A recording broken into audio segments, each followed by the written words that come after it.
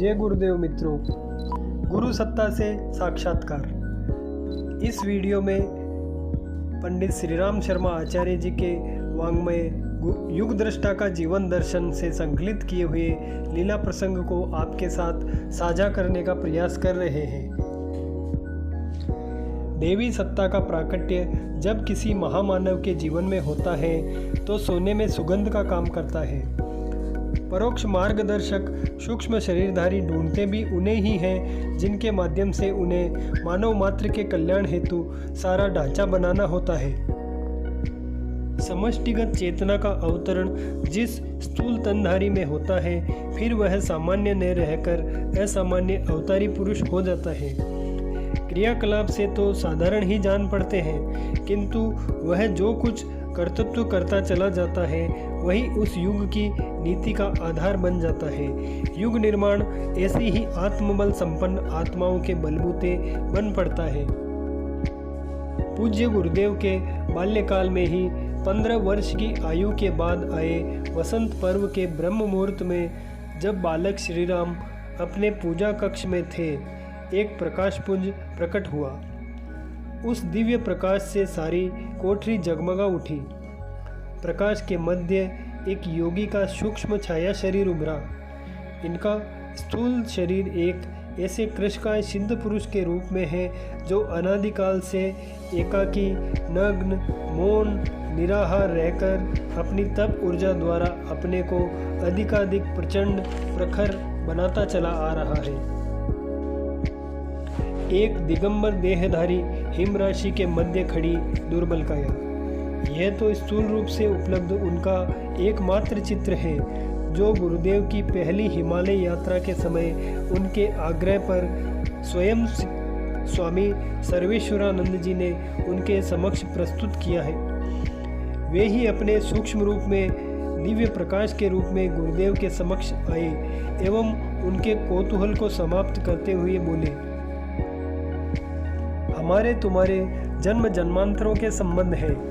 तुम्हारे पिछले जन्म एक से एक बढ़कर रहे हैं, किंतु प्रस्तुत जीवन और भी विलक्षण है। इस जन्म में समस्त अवतारी सत्ताओं के समतुल्य पुरुषार्थ करना है। भारतीय संस्कृति के नवोन्मेष हेतु एक विशाल संगठन देव मानवों का खड़ा करना है तथा इसके लिए प्रचंड तप पुरुषार्थ करना है। अदृश्य से इस प्रकटीकरण ने उनके अंदर असमंजस पैदा किया। उनके इस असमंजस को, चिंतन चेतना को उस सूक्ष्म शरीरधारी सत्ता ने पढ़ लिया। वह कहा कि देवात्माएं जिनके साथ संबंध जोड़ती हैं उन्हें परखती है, उनकी अच्छी तरह जांच पड़ताल करती है। शक्ति संपन्न महामानव अकारण अपनी सामर्थ्य किसी निरर्थक व्यक्ति के निमित्त नहीं गंवाते। सूक्ष्म शरीरधारी होने के नाते जो काम हम नहीं कर सकते वह स्थूल शरीर के माध्यम से तुमसे कराएंगे। समय की विषमताओं को मिटाने के लिए तुम्हारा प्रयोग करेंगे। देखने में तो यूँ तुम्हारा दृश्य जीवन साधारण व्यक्ति के समान होगा, पर कर्तव्य सभी असाधारण होंगे। तुमसे सीमित आयु में हम कई 100 वर्षों का कार्य करा लेंगे। वह समय आने पर तुम्हें वापस बुला लेंगे ताकि हमारी ही तरह युग वेला में प्रचंड पुरुषार्थ संपन्न कर प्रत्यक्ष शरीरधारी देवात्माओं को नवयुग की पृष्ठभूमि बनाने हेतु पर्याप्त शक्ति मिले।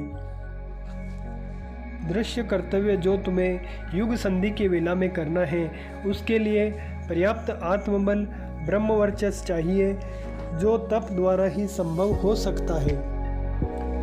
पूजा कोठरी में प्रज्वलित दीप की लौ से प्रकट होकर दिव्य प्रकाश के रूप में आए छायाधारी गुरु सत्ता ने पूज्य गुरुदेव को उनके द्वारा विगत कई जन्मों में संपन्न क्रियाकलापों का दर्शन कराया। उन्हें बताया कि वे दुर्गम हिमालय से आए हैं और उनसे अनेकानेक ऐसे क्रियाकलाप कराना चाहते हैं जिनकी अवतारी स्तर की ऋषि सत्ताएं उनसे अपेक्षा रखती हैं। 4 बार कुछ दिन से लेकर 1 साल की अवधि तक हिमालय आकर रहने, कठोर तप करने का भी उनने संदेश दिया एवं उन्हें 3 संदेश दिए, जिनमें पहला था गायत्री महाशक्ति के 24-24 लाख के 24 महापुरुष चरण, जिन्हें आहार के कठोर तप के साथ पूरा करना था। दूसरा, अखंड घृतदीप की स्थापना एवं जन जन तक इसके प्रकाश को फैलाने के लिए समय आने पर ज्ञान यज्ञ अभियान चलाना, जो बाद में अखंड ज्योति पत्रिका के 1938 में प्रथम प्रकाशन से लेकर विचार क्रांति अभियान के विश्वव्यापी होने के रूप में प्रकटा। तथा तीसरा, 24 महापुरुष चरणों के दौरान युग धर्म का निर्वाह करते हुए राष्ट्र के निमित्त भी स्वयं को खपाना, हिमालय यात्रा भी करना तथा उनके संपर्क से आगे का मार्गदर्शन लेना।